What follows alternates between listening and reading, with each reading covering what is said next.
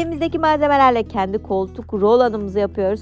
Koltuk altınızda kararma varsa, kötü koku varsa, aşırı terleme varsa tüm bu problemlerden kurtulup şöyle bembeyaz koltuk altlarına, terlemeyen, misler gibi kokan koltuk altlarına kavuşuyoruz ve malzemeler çok ekonomik, bulunabilen malzemeler. İlk ürünüm beyaz kil. 1 yemek kaşığı beyaz kil kullanıyorum.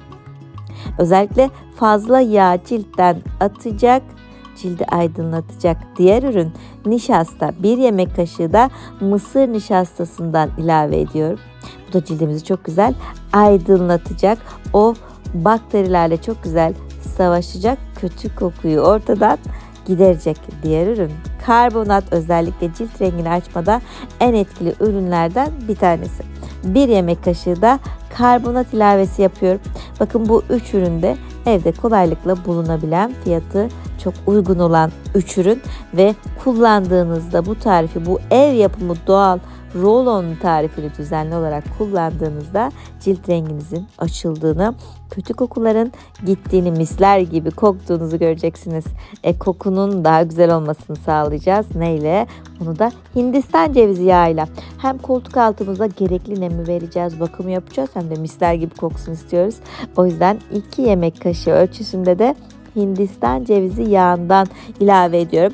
Şimdi bunları bir krem kıvamına gelene kadar iyice karıştırıyorum. Şimdi mevsimsel olarak Hindistan cevizi yağı sıvı formda oluyor ama buzdolabına koyarsanız bayağı katılaşacak, çok güzel bir kullanım sunacak. Diğer ürün çay ağacı yağı. İşte o terlememizi dengeli hale getirecek, kötü kokuyu ortadan kaldıracak olan ürün çay ağacı yağı. Çay ağacı yağından da 7-8 damla kadar ilave ettim. Bir güzel karıştırdım. Ve son olarak lavanta yağı. Mis gibi koksun. Gene antibakteriyel özellikleriyle o bakteri oluşumunun önüne geçsin. Koltuk altımız bir güzel nefes alsın. 5-6 damla da lavanta yağından ekledim. Hepsini bir güzel karıştırdım. Şahane oldu arkadaşlar. Kararmanın olduğu bunu diz, dirsek, ayak kısımlarınıza da sürebilirsiniz.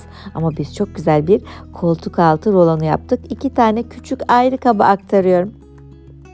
Dilerseniz bitmiş rolon kaplarına da o eklemeyi yapıp uygulamayı daha pratik bir şekilde de yapabilirsiniz. Bakın şu anda buzdolabına koymadım henüz. O yüzden böyle sıvı bir formdayken cildin bunu nasıl emdiğini göstereyim istiyorum. Ellerinize de uygulayabilirsiniz. Daha böyle aydınlık görünen bir el istiyorsanız. Ama özellikle koltuk altında çok etkili bir rolon tarifi hazırladım. Şimdi bunun kapağını kapatalım. Buzdolabına gönderelim. Birkaç saat içerisinde istediğimiz forma geldi. Bakın dondu. Şöyle ferah ferah, tertemiz küçük bir parça alıyorum. Hemen elimde nasıl uygulama yaptım, nasıl elim bunu bir güzel emdi gösteriyorum. Her gün kullanacağız.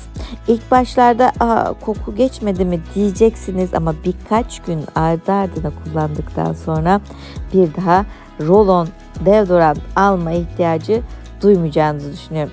Bir parça aldım, hemen koltuk altlarına kullanıyorum. Düzenli uygulamayla koltuk altı kararmalarını, diz dirsek kararmalarını çok güzel gideriyor. Bakterileri temizlediği için, koltuk altınız temiz nefes aldığı için kötü koku da ortadan gidiyor. Umarım böyle bir probleminiz yoktur ama varsa ilk fırsatta kullanır ve çok güzel sonuçlar alırsınız. Çocuklarınıza, gençlere, erkek, kadın, herkese önerebileceğiniz çok güzel bir doğal rolon tarifi yaptık. Umarım beğenmişsinizdir.